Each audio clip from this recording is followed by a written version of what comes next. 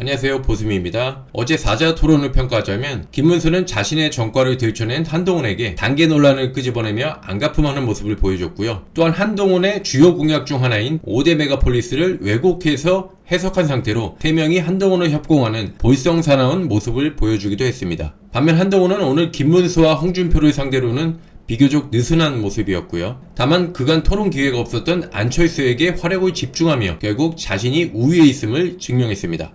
그럼 화면 보시겠습니다.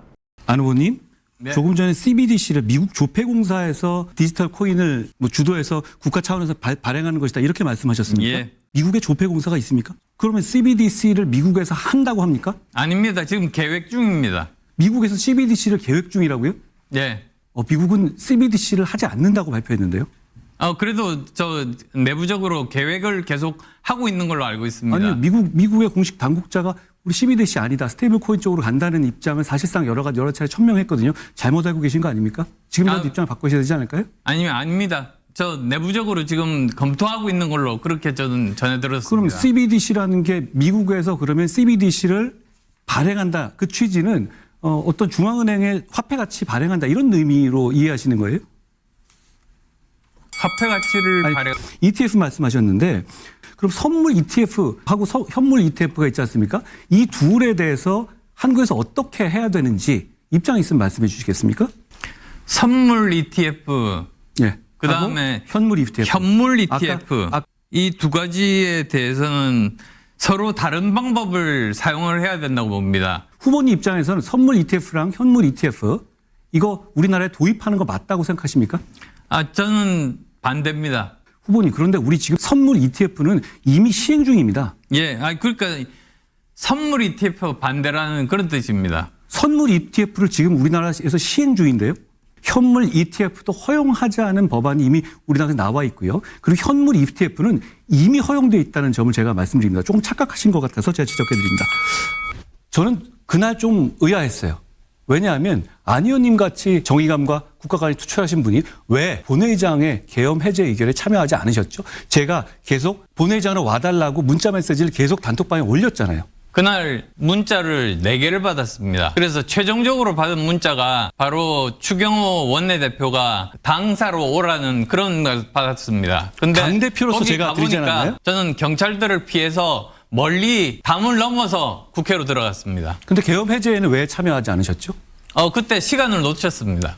후보님 입장에서는 계엄 해제가 맞다고 판단하신 거잖아요. 그렇죠? 그렇습니다. 그러면은 계엄 해제를 할 수 있는 것은 계엄 해제 결의를 할 수 있는 건 국회뿐인데 그리고 당시 당대표였던 제가 절절하게 계속 한 분이라도 더 무슨 수를 써서라도 담을 넘어서라도 본회의장으로 와달라고 요청을 했었습니다. 그런데 왜 추경호 원내대표가 당사로 오라는 말을 따르시고 제가 말씀드린 본회의장으로 오라는 말씀을 따르시지 않았죠? 저는 두 분끼리 서로 소통이 되는 줄로 알고 거기에 있던 의원들도 다 마찬가지였습니다. 안 의원님.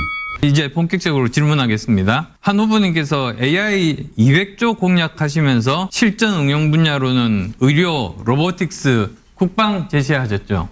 꼭 그것만 제시하는 것은 아니고요. AI가 실제로 응용될 수 있는 분야는 전 분야입니다. 그리고 또 AI 전문 인재 양성 10,000명으로 제시하셨는데 맞습니까?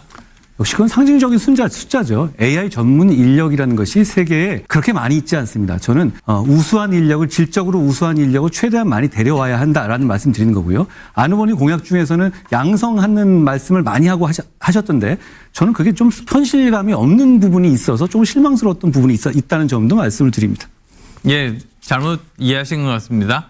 우선 저는 과학기술 핵심 인재 100만 양성 목표라고 이렇게 말을 했는데 거기에 대해서는 어떻게 생각하십니까? 과학기술 핵심 인재를 100만 명을 양성한다고요? 예. 100만 명의 과학기술 인재가 어디서 나오죠? 현재 있는 과학자들이 있지 않습니까? 그러면 안 후보님이 말씀하신 과학기술 인재라는 것에 이 질이나 수준이 어느 정도 되는 사람 말하는 겁니까? 과학기술을 이해하는 사람 정도의 학사나 아니요, 이 정도를 얘기하는 핵심 건가요? 인재 말입니다. 핵심 인재가 대한민국에 100만 명이나 있을 수 있습니까? 네, 저는 가능하다고 생각합니다. 그 100만 명이 어디서 무슨 일을 하죠? 할 수 있는 일이 너무나도 많죠. 어떤 일인지 설명해 주시겠습니까? 아니, 제가 제 주도 토론권 시간이니까 어떤 일을 할 수 있겠습니까? 100만 명이 있다고 한다면. 100만 명 공약은 안 후보님 공약인데 저한테 100만 명을 어디다가 쓸지 물어보시면 안 되지 않을까요? 설명해 주시면 제가 거기에 대해서 문제점을 지적하겠습니다. 저에 대해서 이제 여러 가지 정치적 공격을 많이 지금 하시던데 이건 경선 과정이니까 전 이해합니다. 그럼에도 같이 하고 싶은데요. 분당에서 당선되셨잖아요. 제가 굉장히 열심히 안 후보님 도왔던 걸로 기억합니다. 제 지원이 도움이 되셨습니까? 별로 안 돼. 2번 오셨습니다. 그리고 또 사실 저희가 분당이 갑을로 돼 있습니다. 도움이 안 되셨다는 말씀을 하시는 건가요? 뭐 도움은 어느 정도 됐죠. 가장 최근에 국민 선택을 적어도 안 후보님도 그 성남 도의원 만들어 보려고 열심히 뛰셨던 걸로 압니다. 진정으로 뛰신 거 아는데요. 그런데 국민들이 그걸 받아들이지 않으신 거 아닙니까? 그럼 지금 상황에서 안 후보님이 나왔을 때 전국 단위에서 안 후보님을 우리 국민들이 선택해 주실까요? 저는 가능하다고 봅니다. 알겠습니다. 2011년에 박원순 서울시장에게 양보하셨습니다. 맞죠? 그때는 제가 서울대 2012년에 교수였습니다. 문재인 후보와 단일화 하셨습니다. 맞습니까? 그러고 나서 그분들의 정치적인 지향에 공감하셨기 때문에 당시에는 그랬을 텐데요. 이렇게 답해 주십시오. 그때와 지금이 생각이 달라지셨습니까? 아니면 생각은 같으십니까? 그 당시에 우선 2011년 그 일은 제가 정치할 생각이 전혀 없었습니다. 그래서 바로 서울대로 복귀해서 1년 동안 서울대 서울대를 교수를 복귀하는 건 했었고요. 좋은데 박원순 시장을 지지한 이유는 뭡니까? 박원순 시장이 그때 옆에 있었습니다. 아니 옆에 있으면 아니 지지하신다고요? 제가 출마 선언도 안 했는데 불출마 선언하는데 옆에 있었던 것이고요. 그다음에 또 2022년도에서는 그 당시에 문재인과 결국은 석 달 지나고 나서 끊임없이 싸웠습니다. 그래서 결국은 근데 나와가지고 을 만드는 자, 거죠. 좋은데요. 그러면 자 박원순 시장을 지지할 때 그러면 우연히 박원순 시장이 옆에 있었던 거다 이런 말씀을 하시는 거예요? 정확하게 말씀하셔야죠. 기자분들께 어디서 그 기자회견을 한다고 다 알렸으니까요. 지지 선언을 하신 게 맞습니까? 안 맞습니까? 지지 선언은 하지 않았죠. 언론 보도 보면 그렇게 나오던데요. 그분이 안 왔으니까요. 2017년에 탈원전 공약 내신 적이 있어요. 지금도 같은 생각 있어요? 탈원전 공약은 2017년에 내신 적이 반대입니다. 있습니다. 아니 2017년에는 그러면 탈원전 주의자였는데 지금 입장이 바뀌신 건가요? 그건 제가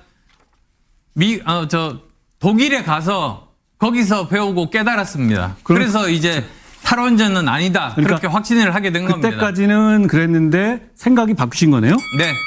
자,